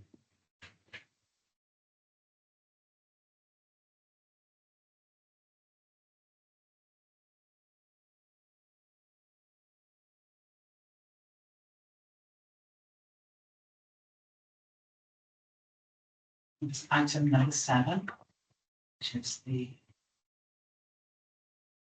consultation from the Public Services Bonds Wales and Code of Conduct complaints. I probably put these items in the wrong order. I would suggest certainly it might be helpful if I've done the intent before we actually come on to talking about the consultation, but nonetheless, I'll explain where we are. So you'll have seen ultimately as we come on to it now that there was an investigation that was undertaken by the Public Service Ombudsman back last year with regards to some issues which were reported on in the local press, and they commissioned an independent review to establish whether their processes, delegations and decisions in relation to the assessment, investigation of complaints in respect of code of conduct had been sound and free from political bias. So the reports ultimately ran through the process, they undertook an investigation, and I'll come on to touch on some of the recommendations that came out of it. But what I specifically wanted to speak to members about was recommendation 2 of the report. And what that basically said was an accused member is not informed of a complaint until after an assessment has taken place in the interest of transparency. So what the system currently is at present is that if a member of the public or an elected member makes a complaint to the Public Service Ombudsman about another member serving within their community, what would usually happen is the Ombudsman's office will undertake a whole triage effectively, where they will consider the nature of that complaint and make a determination whether it's something that they want to consider. If they make a determination that it's not something that they're planning to consider, then they'll write back to the individual to confirm ultimately that that is the case, that they're not going to be able to take it forward. However, they will not write to the elected member unless there is something that they decide they actually want to investigate. This is a slight change to a system that was in place a couple of years ago, where in essence, when a member of the public made a complaint against a councillor, before they would undertake that triage, they would write to the elected member and tell them the complaint to be received, and ultimately they were going to be considering it before they make a determination, irrespective of whether they will be looking to take it forward or not. So one of the recommendations that came out of the audit was that the Ombudsman considers reverting to the previous practice of notifying the accused member of the complaint once it is received. They felt that that would protect the PSOW from criticism in that regard, which might arise from circumstances in which the accused member is unsighted of the complaint and learns of its existence via a third party or media. So that would require them then ultimately to amend their processes. So what they've undertaken at the moment is a consultation where they're writing out to individual standards committee and in more general public members. Well, what is the view of standards committees in respect of those matters? Do they think it's better that a member is not told there's been a complaint until the Ombudsman office has decided whether they wish to investigate not? Or should members be told straight away that a complaint has ultimately been received about that? So it's interesting. There are some very interesting points that are to be considered, and I think everyone can have their own views as part of the process. So there are predominantly 2 questions for consideration here. Do you consider that the Ombudsman should continue its current practice of notifying the member of a complaint once it has been closed at the assessment stage, or whether they're going to be starting an investigation, or do you revert back to previous practice? So I was giving it some thought, ultimately myself, and trying to think of whether it is a good thing ultimately or not. And I don't know, is the long shot, because I can see arguments this way. So my view is ultimately we could go either way ultimately on this. So in some ways you can argue it should continue its current practice of notifying after it. It minimises unnecessary stress and anxiety for members who are not subject to an investigation. It can prevent premature defensive actions and potential retaliatory complaints, which we do sometimes see, which can also complicate and then prolong processes. And it also then encourages a more efficient use of the Ombudsman resources and a focus on the complaints that warrant investigation. The concern is, for me, early notification might seem to promote transparency because it can lead to unnecessary distress for members who are not investigated. So it's a tough one in that sense. And I think I would be interested in hearing from a layperson's perspective and an elected member perspective, because I question whether elected members may look at it slightly different from a layperson's avenue. So very grateful to hear members' comments on this as to what we can do. And online check, Councillor Sarah's on it. Yes, Sarah. Thank you. So I have to say, I don't know whether I should say this as standards, but I've received a few complaints, and I've spoken to Craig about this. There's a bit of an issue at my community council, but I can't imagine the stress of knowing that an investigation is going on at the PSOW before they've even decided, and in all cases they've decided not to carry out the investigation. And the first I've known about it is when I've received that letter saying, you know, a complaint was made, we've looked at it, there isn't evidence, and there's no interest to pursue this. And that's, you know, while it's always worrying to receive a letter from the PSOW, it's a relief when you're like, oh, okay, I haven't done anything wrong, and good. I think I fully agree with Craig's responses further down in this report, in that, you know, I think it is hugely stressful, but also so many of these complaints that happen are, you know, sort of, as the Ombudsman themselves says, sort of petty complaints between councillors and stuff, and it can just escalate if you know it's happening. I mean, you're going to feel awkward when you're dealing with that member and so on, and a lot of the time, nature of the complaint, you know who's submitted it, and I just think it's so much better the way they do it currently, where they just let you know once they've done their initial assessment, and you don't find out until then. And I don't think it takes away your ability to prepare a response. You still have quite a long time if it goes forward after that point, but I mean, it just means that you know where you stand from the get-go. Sarah, could I just sort of flip that slightly? If you had a letter from the Ombudsman to say that there is a complaint and it is being investigated, what do you think your reaction would be in those circumstances? Would you have rather known that actually? No. So no. you'd be quite happy with. Yeah, no, I think it's not like it takes any time away. And I think if I received that letter earlier on and then they decided not to investigate, one of the things mentioned in this report is that, you know, people might then go and start gathering evidence, and things can just sort of get a bit out of hand, can't they? And I think I would do that, and I wouldn't have needed to do that in the cases where I'm concerned. I just think the stress, and it can be quite a long process as well. Like, you know, from when somebody submits a complaint to when that initial letter arrives saying they're not going to investigate, that can be months. So I mean, you could be worrying about this for months when it doesn't come to anything. And also, you know, in the back of your mind, then when you're dealing with your colleague who might have reported you, you know, it's going to have an impact. I think it's going to lead to deterioration. You might then start looking for evidence against them that might lead to further sort of pettier sort of complaints, and that, when really we should be pointing towards the local resolution policy and so on. I think they're doing the right thing the way they're doing it right now, and I fully agree with Craig's proposed response. Sarah, can I ask you another question, and it'd be the same questions to Wayne and Caroline as well, is that if you didn't know, because this is one of the things that I thought about, if you didn't know about the complaint until you're written to by the Ombudsman, is there a risk that perhaps in that intervening period things you could inadvertently do things which would exacerbate the situation around the complaint? I think that's more likely to happen if you do know. I think if you don't know, like we should all be behaving within the code anyway. So, you know, no, I don't think it can exacerbate if you don't know. I think if you do know, then there's room for escalation. Sarah, you? Sorry, am I breaking up? Sorry. Yes, no, yeah, thanks, Sarah. Caroline.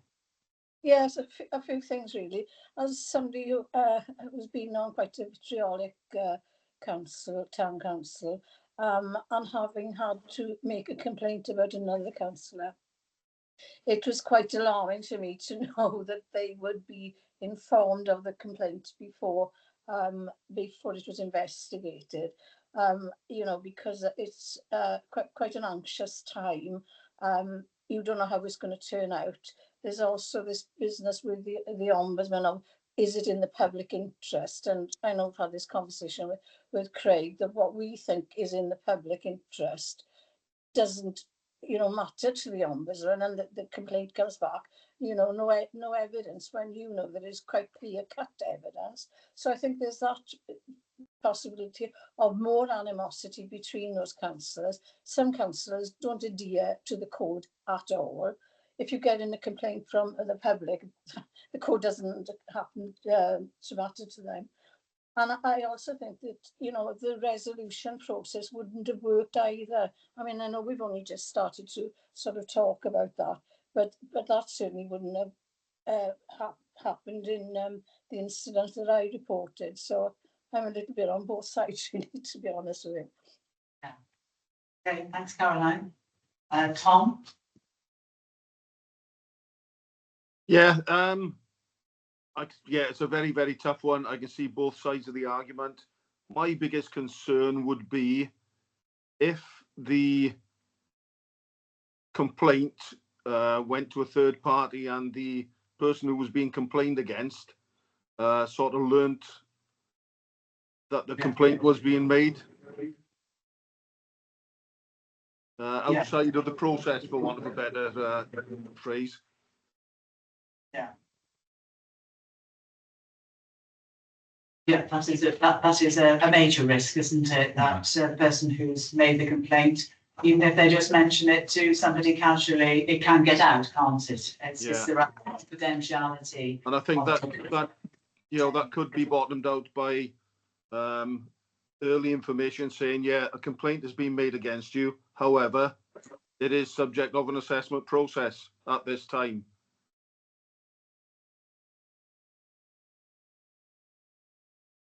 Let me just seek some clarification, Chair. Craig, it talks about in the document about redacted statements. So in the current process, if a complaint is made, the Ombudsman's office investigates and action is taken or not taken. Would the person that the complaint is being made about know at any part of that process who the complainant is? They would know if it was something ultimately that they would be taking forward as an investigation. So if it was the case that they decided that they'd not go, as they would usually redact the name of the complainant at that particular point. There is scope, though, obviously, that a member could go back and ask for that information and subject access requests. So it could ultimately end up being righted, but ultimately at that stage it would be redacted. So it'd only be released in terms of the complainant's name? Yes. If it was being investigated? Yes. Okay. So potentially the person who is cleared, let's say, without further action, still knows that a complaint was made about them, but not who. Yes. I just say sometimes that might be worse Yes. because you would be thinking that Yes. when it was it. And, you know, going back to what Sarah said about looking for that, so you'd be looking at a lot of people then potentially. It's a really difficult one. Like I've gone over this so many times and back and forward, which way it should go, really. Yeah, I defaulted to wearing my ACAS hat. Apologies. The ACAS code is in any scenario where a grievance is raised, the individual against whom the grievance is raised has a right to not. Transparency. And that's the ACAS code. And I think in your paperwork, you've asked also, are there any other issues you wish the PSOW to consider? And it does actually crop up in one of the other case notes later on in terms of the ombudsman reflecting on its caseload, is what happens in vexatious claims. Because clearly there needs to be transparency about making vexatious claims without foundation and what the consequences of that are. So I'd like to see that at least made concrete. It's a tough one. Yeah. It really is. I'm torn with it, but I think probably I would rather know. Thomas online chat. Yeah. Yeah, just a quickie. I know certainly within the police complaints procedure, if a complaint is made against a serving officer or serving police staff, they are informed immediately of that complaint by serving or what they call a Reg 7 paper, which tells them they are under investigation or a complaint has been made against them and it is being considered for investigation. Whether that's a good or bad thing, but I think for transparency's sake, I think that is probably the best way. Okay. Thank you, Tom. Sarah, you wanted to come back in again? Yeah, thank you. So I was going to say a lot of the time, given that, you know, you do get a bit of a breakdown of what the complaint is, you often do know who has lodged the complaint, whether you should or you shouldn't, you just do. But going back, like, I think that there is some initial investigation before you would get that letter in the police or whatever. There has to be some sort of discussion between managers or senior officers or whatever, and I think that's what they're doing is they are doing an initial sort of look into it. Is there evidence? Is this spurious? Is there any public interest in doing this? And it's only once they've passed that point then they notify you. Either way, they notify you at that point. But I just think it's fairer to do it that way. I think these happen quite a lot, and it, like, I don't know, we already struggle to get people to stand, particularly at town and community councils. I think if you add this, a lot of people are probably going to walk away from that, and I don't know, I think, you know, there's a lot of stress involved in this. There can be quite serious repercussions if you were found to be guilty. You know, we've dealt with one not so long ago at this committee, and I just think that it's not really fair on members, and a lot of the time at town and community councils, you know, while we don't technically classify them that way, those members are volunteers. They're not paid, they're not remunerated. So I think, you know, it's really unfair if they have to go through the stress of knowing that there's going to be an investigation. They're going to worry about it. They're going to look for information. They're going to try and work out who did it. It's going to sort of escalate the situation. And I strongly feel that what the PSOW are currently doing is the right thing.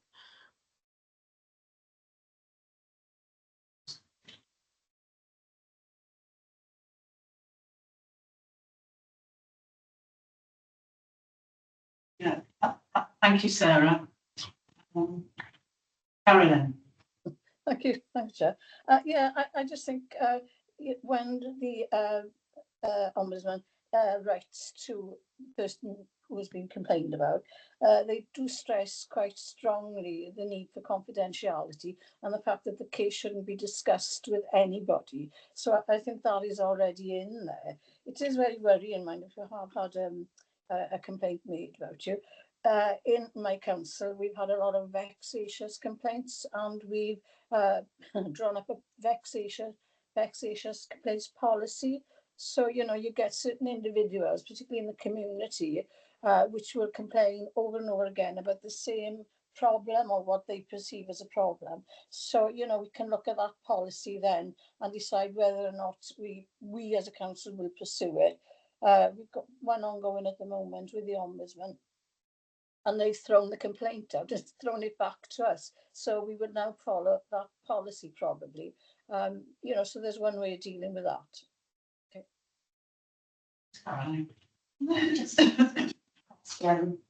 Do people know the procedure? Do they know the process? That they would only be informed if the complaint was going forward? Yes. So we tell members in that sense, obviously from our perspective, that So there is that's right. transparency. So there's transparency in that Right. sense, because I believe that when a member, say, makes a referral, they'll be aware at that particular point that there is that arrangement ultimately cases house. But I mean, one of the positives ultimately at this stage is, although the nature of the questions are asking when you would be, when you actually go back to the consultation form, ultimately it's an opportunity with narrative ultimately to be provided. So if the view of the standards committee was to give their out of an opinion, we don't want to give it a yes or no answer. What I can do is actually bring a response together that highlights all of these issues which have ultimately been debated ultimately today in the news, and we can see which way the Ombudsman Office then ultimately decides they want to proceed, so we can make sure that all of these different aspects, but vexatious, transparency, concern, stress, etc., are all important in the response. And then with interest, we can see how the Ombudsman ultimately makes that determination as they go forward. I think because there are so many wide ranging issues, and there is no easy answer here as to yes or no, because everyone will come at it from a very different perspective. We can just make sure that we are capturing all of those views and then seeing how we go. And I think one of the interesting points that something I could bring back into this standards committee, you've probably never seen the letters where the Ombudsman ultimately says they're not investigating a matter and what they advise the general public at that particular point. So what I could bring probably to a future meeting would be some anonymous templates, so you can actually see the types of responses. So when a complaint has gone forward, what it actually does mean. So I'll start pulling some together. That's really helpful. And I think your suggestion of just putting forward the views on the standards committee is better, because it is a difficult. You know, to come down yes or no is sort of quite difficult, because we do have to look at it in the context of members. So lay members, as lay members, we can look at it in if a complaint was made against us, but we're not in that item. But you are as the JP, and you are all and have been. So all of us are in. Sit in different worlds, don't we? We bring those different perspectives, and it's easy to look at it from a personal perspective rather than, in this case, what is important for members. And I guess if you opened it up to the whole council, there would probably be split half and half today. So, you know. Just one thing, I think the important thing for the PSOW to consider is the time period in which an investigation is responded to. So in New Zealand, for example, when grievances are raised, they must be heard within 14 days. We don't have that concrete time period.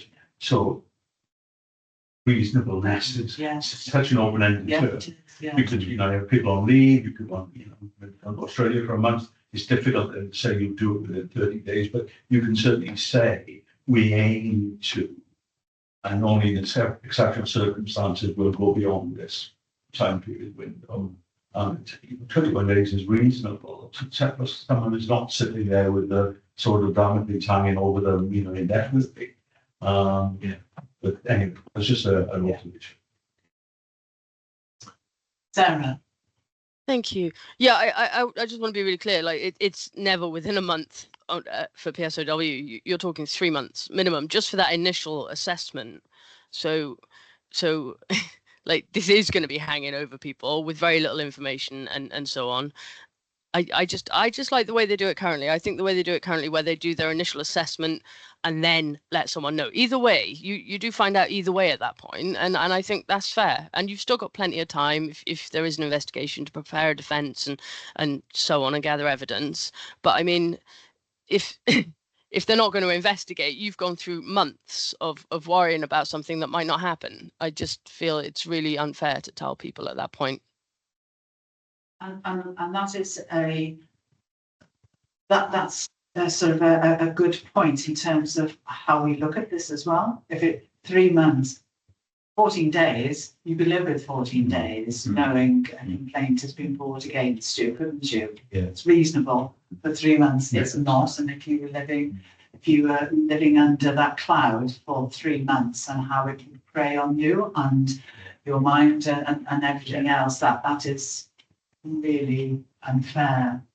So, yeah, and perhaps that point can be made actually, that it is an inordinately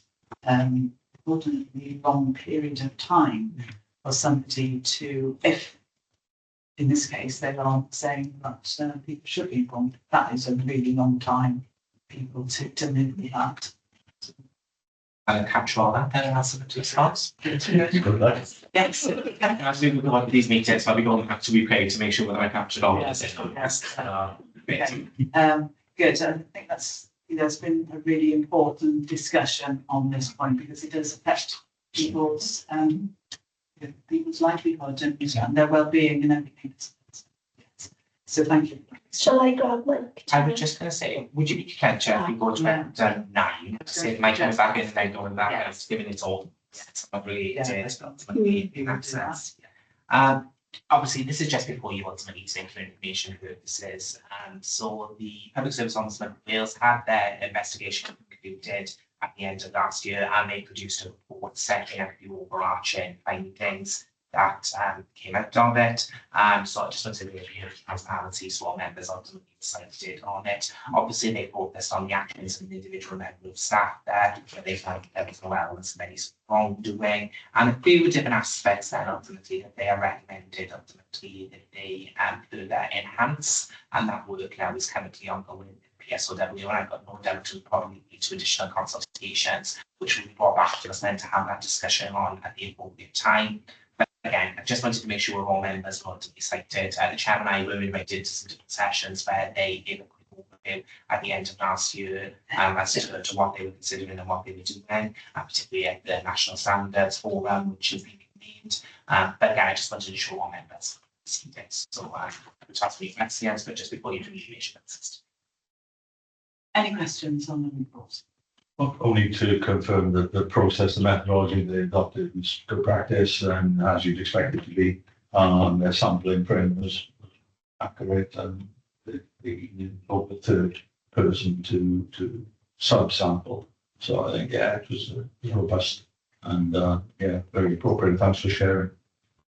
I have one question. It's a very small question, and you may have told us this, but what are the Venice principles? Yes.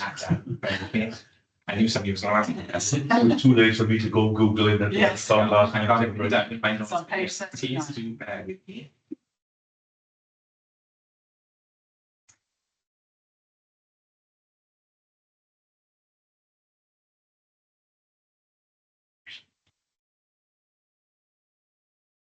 It's basically a set of standards that have been agreed on an international level what regulatory organisations ultimately are. So it's very much European based, and obviously every organisation, every national country has some form of ombudsman office or some form of independent regulator in different ways. So it's basically just a set of principles ultimately that they've been established. So I can scarcely send them on to members if you were very interested in having a read of it at some point, but in essence, it's summing up that ombudsman institutions have an important role to play in strengthening democracy, the rule of law, good administration, and protection and promotion of human rights and fundamental freedoms. Whilst there is no standardised model across Europe, the state will support and protect the ombudsman institution and refrain from any action undermining its independence. So it's just about the relationship between the state and as well, making sure that neither shall interfere in the roles of responsibility or the other. They shall be independent organisations who will investigate and deal with these matters. Very similar to audit wheel, I suppose they've got a similar function ultimately as well, and they all sign up to those general principles. Yeah. Thank you very much. We endorse the report.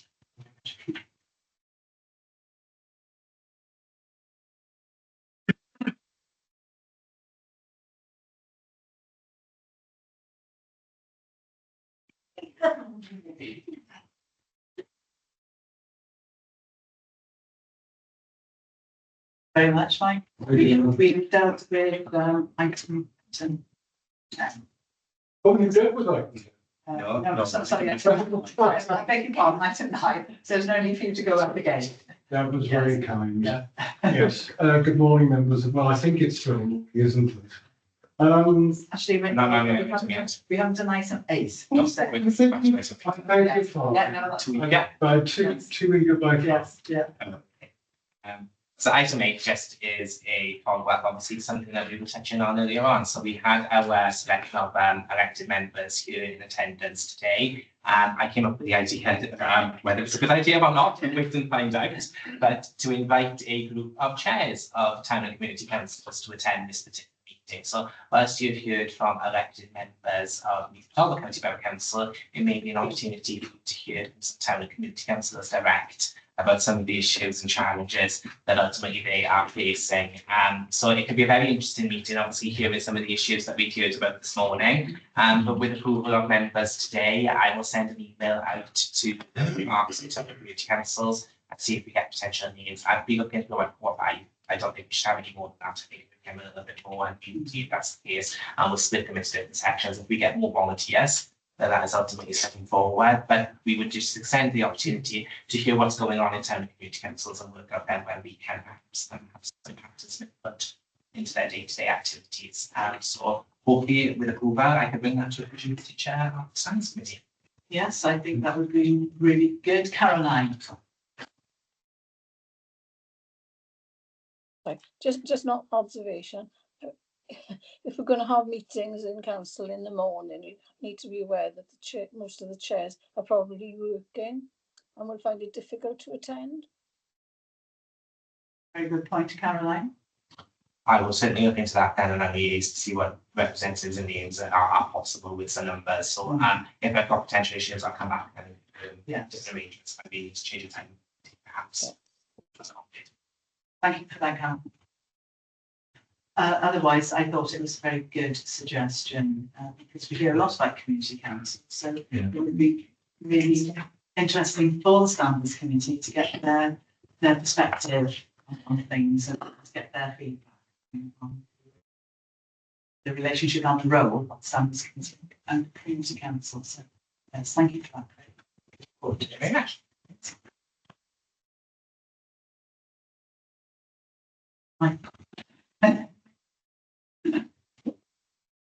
Thank you, Madam Chair. Oh, Mike, we've done that one because we want to see. Oh, you have. Oh, sorry, sorry, yeah. I confused because I said we had 10. I said no, we've done. So we did the 2, so we didn't have to go out. Of course, which makes perfect sense. Yes, members, I'm Mike Shaw. For the purposes of today's report, I'm the Council's Deputy Monitoring Officer. So I'm Craig's assistant in his statutory capacity, so it's dealing with matters of governance, propriety, conduct, etc. And it's been instructive, I must say, having heard the debate so far today, which ties in with item 10 quite nicely. So item 10 then is the annual report of the adjudication panel for Wales. And that was last year's report. The report was split into 5 sections. I won't trouble you. You obviously had the opportunity to read the report previously. It's split into 5 sections, and the 2 areas perhaps I might take you to, if I may, relate to, well, section 2 deals with an analysis of work undertaken by the adjudication panel. Perhaps I should explain what that panel deals with. It has 2 statutory functions. One is dealing with referrals of serious matters from the Public Service Ombudsman for Wales. Excuse me. I think I'm going to struggle a little bit because of coughs and colds going around at home. So that's one of its statutory functions. But in addition to that, it sits in an appellate capacity as well. So it hears appeals from members who perhaps feel aggrieved with decision made by a standards committee. And of course, this is a standards committee in common with the other authorities in Wales. So that's the backdrop to the work that they undertake.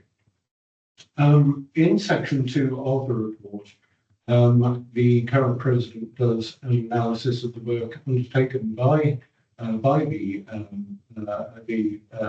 adjudication panel, and certain things emerge. Interestingly, within their report, they note that of all the matters that they deal with, those cases referred to them and those things which have been appealed to them, only 12% of those cases were actually dismissed by the panel. So I think you'll see that the vast majority of the cases dealt with the panel are dealt with and findings in respect of code breaches are made, and also where appeals are made against some committee determination, inevitably they have been upheld. In terms of trends, the 5-year analysis also identifies, I think, 3 principal areas. Those relate to equality, respect, but also acting in a councillor's capacity, not bringing that into disrepute and not bringing the council's reputation into disrepute. Those are the 2 most significant areas on which the adjudication panel have been called to work. Turning then perhaps to, if it's not indelicate praise, the juicier parts, the case findings that the panel have determined. Whilst there is acknowledgement by the panel that the casework has been relatively low for this year, perhaps that's a good indication. But in terms of the cases they have dealt with, there have been 3 significant findings in terms of the penalties imposed upon members, turning perhaps to the principal one, a matter in Powers Council, where the member in question was found to have breached the code of conduct in respect of 7 breaches, making, amongst other things, allegations of corruption against officers and members. And this ties in to an extent with what you heard from members earlier about their concerns about loose accusations of corruption being bandied around. Well, in that case, the panel made their findings and indeed disqualified the member for some 18 months. So that's quite a considerable penalty imposed by the panel. In addition to that, a period of 15 months disqualification was imposed upon a member of St. Harman's Community Council. I had to look up St. Harman's, so I wasn't entirely. It sounded very nice, sounded very vicar of Dibley. And it's literally bang centre in the middle of Wales. It's neither north nor south. Anyway, that was a community council matter. In that particular case, the Audit Wales had conducted an investigation into the authority, which had brought in, amongst other people, the chair of that council, who was found to have made misleading representations to the auditors. And again, those breaches were found to be of sufficient severity for the panel to impose a period of 15 months disqualification on that member. The final disqualification matter referred to within the report relates to Newport Council. In itself, the matter on which the finding was made related to soliciting the councillor in their own time outside of council business. Had been convicted of the offence of soliciting, but nevertheless, as you can quite appreciate, that would bring in reputational issues both for the member but also for the councillor as well. That member was quick in pleading guilty to the offence, and that member resigned as well. So perhaps that was reflected in the penalty imposed by the Animal Officer. Finally, in terms of the appellate capacity, so the appellant's right to hear appeals, there was a finding in favour of the Standards Committee relating to Mumbles Council, that's Community Council, and that was holding the decision that the member had made frivolous and vexatious. And there was also a finding by the panel when one member came to the review, they didn't consider that member had a reasonable prospect of success, and they dismissed the appeal at that early stage. Bringing things to a conclusion in respect to this matter, members. You will note that in section 4, as a business aim, the panel would like to work with members and provide training so that perhaps, again, timing with what we've heard of Madam Chair today, that's something which I trust you will find welcome.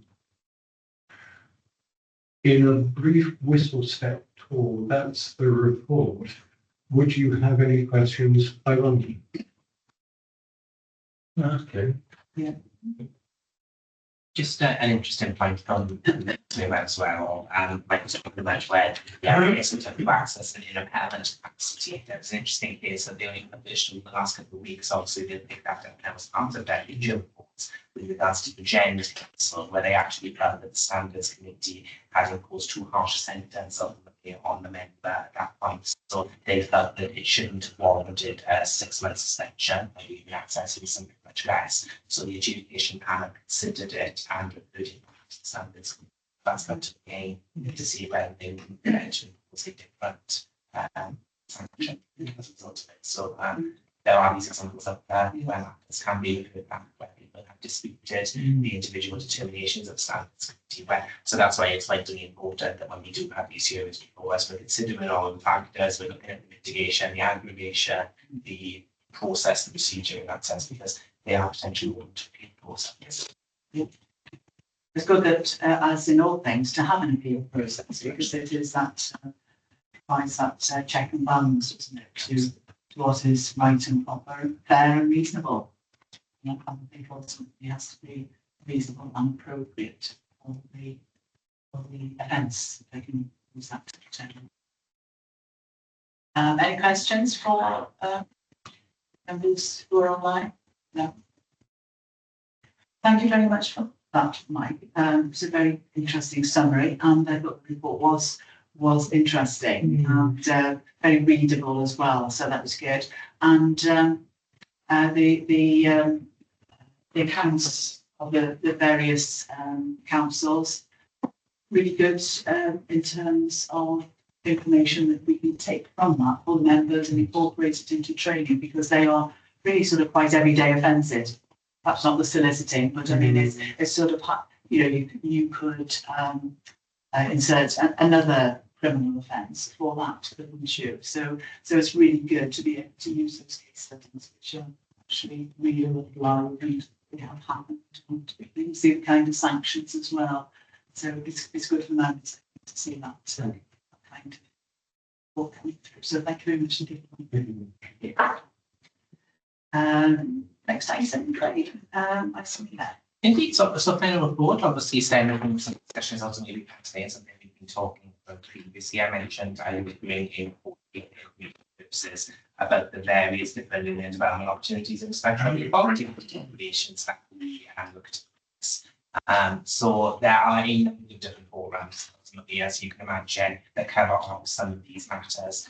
So some of the opportunities include local authority-led learning and development and training. So they are sessions which we provide internally to members via our equality team. So we have some officers who specialise in this level of work, and we do ultimately bring in as well external trainers who specialise in these sort of matters.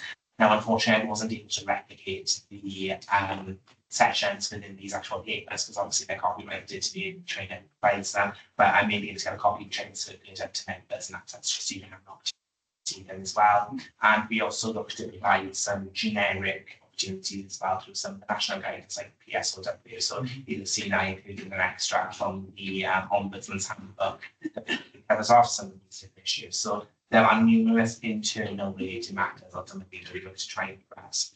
But we've also as well have the WLGA, which is the Welsh Local Government Association, obviously recognising that this is an all-reads type issue. So they provide some workshops on implementing the Equality Act and council policies and what they call e-learning modules. And some of the more recent ones that they developed are understanding what we call unconscious bias, inclusive community engagement. So picking up obviously the messages we were talking about earlier on. All of these are we recently overhauled our council training systems in-house, and we're just about to roll out now with elected members because you have much easier access to all of this information and all of these different workbooks. It's using an organisation called Thinky, is what I believe it's THINQI. And so all of these information then will be in one place for you to be able to access them. And I've worked my way through some of the workbooks. I'm actually very interested, very user-friendly. So there'll be opportunities then ultimately for any members ultimately to report and to look at. There are numerous other external organisations which we also refer members to in different ways, such as the Equality and Human Rights Commission and Academy Wales, which are some locally based organisations as well. So what we do is we try to spread that information about as and when we get different opportunities and when there are some free courses and free events, we try and make sure that members are ultimately aware of it. But also as well, we look at this from a council policy perspective as well. So we have one document which we call a strategic equality plan, which sets out what we are doing ultimately to promote equality ultimately within the county borough. And it's important that there is ownership of this document. So it's not something that sits with one group of members ultimately to agree. It's actually owned by the full council, so they will determine what priorities are on all of those issues, so we can make sure that there is maximum visibility in that sense to try and take some of these issues forward.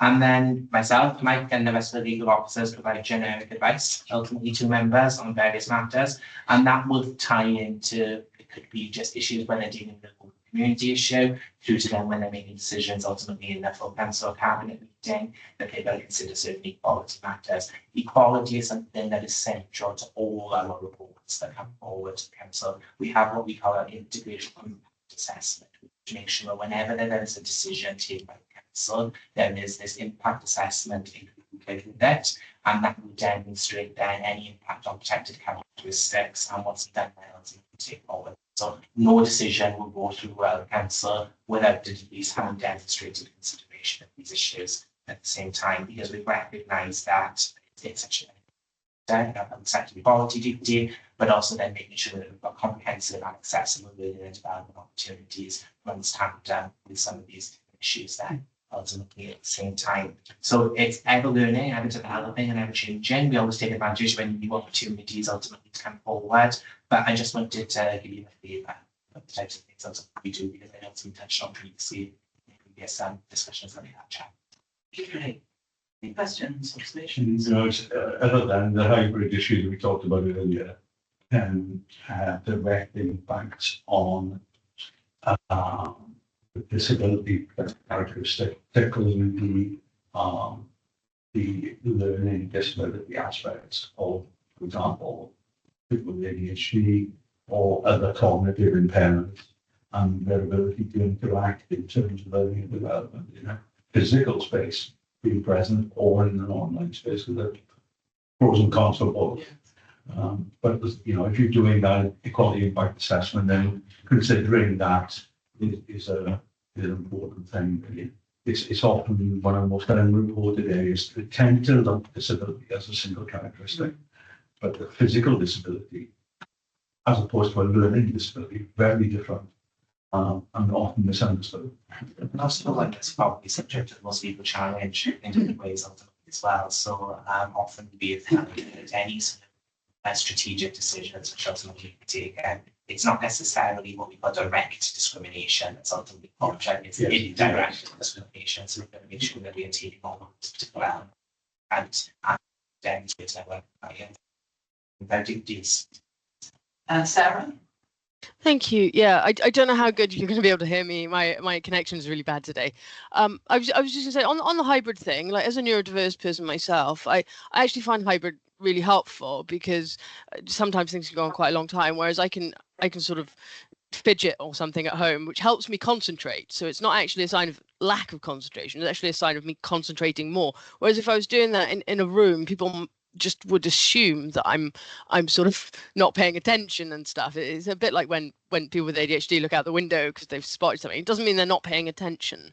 But also, I think hybrid meetings actually enable far better accessibility, and I think that's the reason why the legislation was changed in Wales after the pandemic, is because you do have people that maybe have disabilities that mean they can't physically get to a place, but they also might have an income issue whereby they can't get transport to the place, they don't have a car or something like that. And I think the hybrid function is just so much fairer, because then for those that do want to attend in person, they can, but for those that prefer or indeed can't attend in person, there is that hybrid, that online option, and I think it'd be a real shame if we took that away, but there we are. I don't think there's any chance of it being taken away. I think it's taking into account those issues, and thank you for highlighting that, because having someone with that lived experience is really valuable in terms of feedback to improve things and to ensure that these things are as accessible as possible. So thank you very much. Thank you for the report, Craig, because it was very thorough and comprehensive. And it does make you also realise, I mean, we touched on it before, didn't we, about how important the Equality Act is actually to the Code of Conduct, when you think about it. And I think Sife's comments about low level words, language, whatever, and the unconscious bias training is really, it connects the two, doesn't it?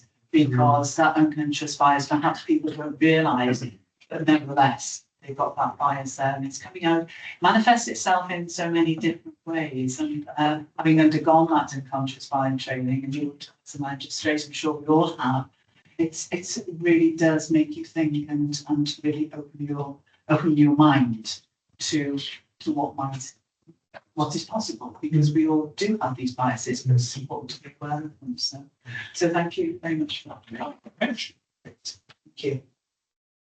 And thank you to your team, because you're doing an awful lot of training for members. Ironically, it's one of the elements I most enjoy. Yes. In that sense, I find it a great opportunity to speak with members, and I often think it's better to get on the front foot in some of these matters. It's better to instill that knowledge, get all that information, and advance and see with the problems as they arise. So it's always a good opportunity. Yes, it's perhaps why we don't have that many complaints. You're very flexible. So the forward work programme. Indeed, just for noting, obviously next meeting now will be in April. Hopefully what you'll see then, the few items on some of the consideration, we'll be looking at the duties, hopefully the annual report that will bring things forward.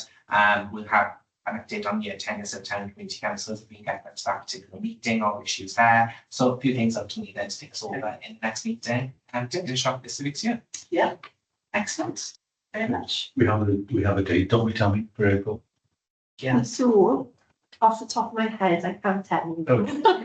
But it is. A little prompt would be appreciated. Thank you. And do we have any urgent items?